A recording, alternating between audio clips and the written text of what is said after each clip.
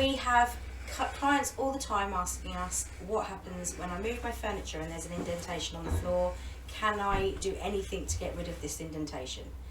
I don't know the answer to this, but we do have an expert who does know the answer to this. So over to our Pierre. Thank you, Tracy. Thank you to everyone watching this video. And yes, it is a question that comes up from time to time. You know, people move the furniture in the room, redecorate and decide, heck, the sofa sits much better in this new place. Yes. And what will then happen is those feet marks are indentations on the carpet where the furniture leg, has just stood there so long and it's indented the carpet, it pressed the fibers down. And with this, it caused that indentation mark. Now, many people might have said there are some solutions out there. Have you heard of these? There has been a few solutions. One was with ice. One was just ruffling the carpet with a wire brush, which didn't look very safe to me. But yeah, there has been a few. That's interesting because yes, the ice is certainly one that crops up a lot, which is interesting, and it actually oddly is effective. The carpet brushing is an alternative, but like you pointed out there, it can be dangerous. It is possible to lift those, but it's also in certain cases not possible to lift those. So with that, we need to quickly understand what can happen with the carpet and why that happens. So we have to go down the route of identifying what type of fiber it is, and then from the fiber types you can then know which ones will you actually have success with or not.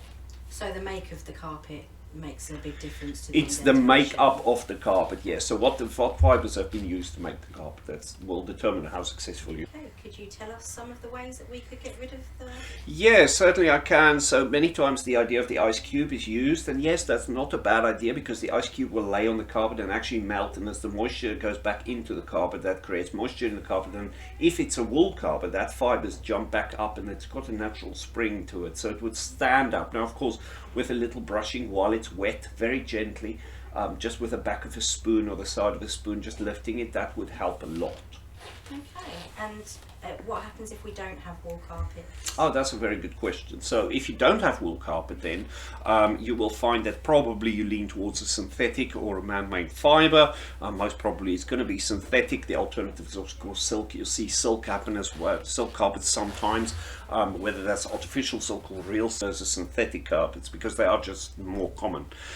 So what we'll look there is, of course, your wool carpet. You can put the ice cube on. Yeah. Or you can just get a cup with a bit of water and a spoon and just scoop some water out and just put it gently onto that indentation. Don't over wet it, and then just gently leave it and work it in. That would lift that as best it can.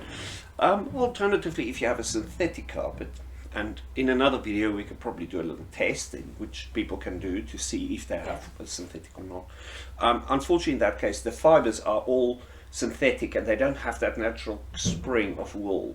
So if you put some moisture on there, you can maybe sometimes improve it a little bit, but you would never get it back to what it was. There is just one other thing which I would like to show, and that is with the indentation of the carpet, there's also the chance that because the furniture is so heavy that it would indent below the surface of the carpet. And what would happen then is the underlay of the carpet is also indented. So I can show that to you very quickly, bringing you to this sample that I've got. So in this video you can see that we've got the indentation there where something stood on this very beautiful wool carpet. And just to show you the example of what I have here, so I've got a spoon and I've just got some water, and what you can do is literally just grab a spoon and lay a little bit of water on there. So I don't want to do too much, and then just gently with the back of the spoon you can just massage that into the carpet, and that way you'll dampen the carpet. Now in this case the carpet is very new, this is only a sample, so it will take a little while for it to go in.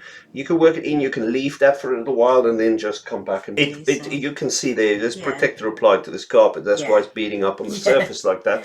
But in this area it gradually goes in, it would create that natural spring. Now this little piece we've created here, I've only laid it, placed something on it yesterday, so you can't really see the indentation, but you'll follow the similar process there where you'll apply a bit of moisture. You can just actually see the moisture soaks right into that because a synthetic fiber is not as absorbent as a wool. It soaks right in, and you can massage that and you can improve it. But the problem comes when you now imagine that your carpet is laid onto underlay like we have here. So you've got that sitting on top of each other like so, right? So you underlay under the carpet. Now if that is pressed down, your underlay also will have an indentation. And that means that as much as your carpet had an indentation here, this underlay will also be compressed. And no matter what you do, you're never going to lift that underlay. So that is very much a problem, that your underlay is going to be keeping that indentation there. Now what we do when we clean carpets, Tracy, is we will actually use the hose with a vacuum and we'll So it lift it pulls up it a up, little bit. yeah. That can also improve it, but we find with thinner synthetics, it just lays down all the time. So that is what people can do. Use the water method, and if that fails, give the carpet a good clean by a professional, and that should lift it. That should lift it. So thank you very much for your time. Hope we have added value for you. Thank you for your time, Pierre.